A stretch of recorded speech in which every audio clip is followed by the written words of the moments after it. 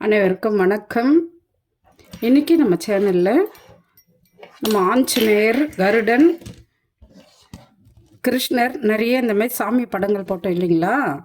இதுக்கெல்லாம் பீடம் போடவே இல்லை. கீழே நம்ம வீடியோவில் வெறும் சாமிங்களை மட்டும்தான் போட்டோம். இப்போ நான் எல்லாத்துக்கும் போட்டிருக்கேன். எங்கள் மக வீட்டுக்கு எடுத்துகிட்டு வந்தேன் இல்லைங்களா, இதுங்களுக்கு போட்டிருக்கேன். கருடனுக்கு, கிருஷ்ணருக்கு போட்டுட்டேன். ஆஞ்சநேயருக்கு போடும்போது வாட்ஸ்அப்பில் ஒரு சிலர் கேட்டிருந்தாங்க, அம்மா எங்களுக்கு கருடன் ஸ்ட்ரிப்பாக நிற்கலாமா, ஸ்ட்ரெயிட்டாக நிற்கலாமா அப்படின்னு சொல்லியிருந்தாங்க. அவங்களுக்கு தான் இந்த டிப்ஸு சொல்ல போகிறேன்.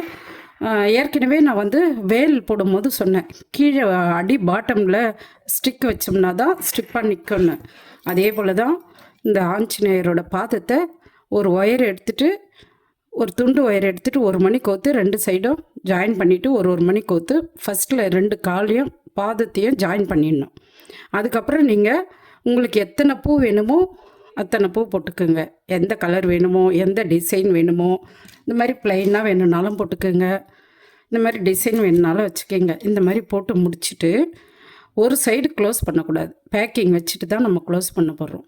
அதுக்கு முன்னாடி இந்த காலில் ஆஞ்சநேயரோட காலில் 2 பக்கம் 2 ஸ்டிக்கு வச்சுக்கிங்க. நம்ம ஒரு பேக்கிங் பண்ணிடணும்.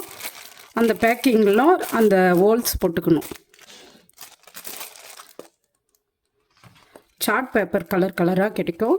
அந்த மாதிரி பேப்பரில் தான் நான் கட் பண்ணி மேலே வச்சுருக்கேன். இந்த டிசைனுக்கு ஏற்ற மாதிரி கலர் வேணும்னு அது ஒரு கவர்லேயும் போட்டு வச்சுருக்கேன். இப்படி வச்சுட்டு நம்ம இதில் இந்த கவர்லேயும் ஹோல்ஸ் போட்டுக்கணும். இந்த கவர்லேயும் ஹோல்ஸ் போட்டுட்டு இதில் வச்சு செட் பண்ணிடணும். இந்த ஸ்டிக்கில் இந்த ஹோல்ஸுக்கு நேராக வச்சு இப்படி செட் பண்ணிடணும்.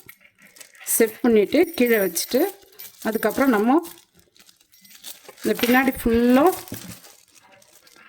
க்ளோஸ் பண்ணிடணும். இப்படி வச்சுட்டோம் இல்லைங்களா.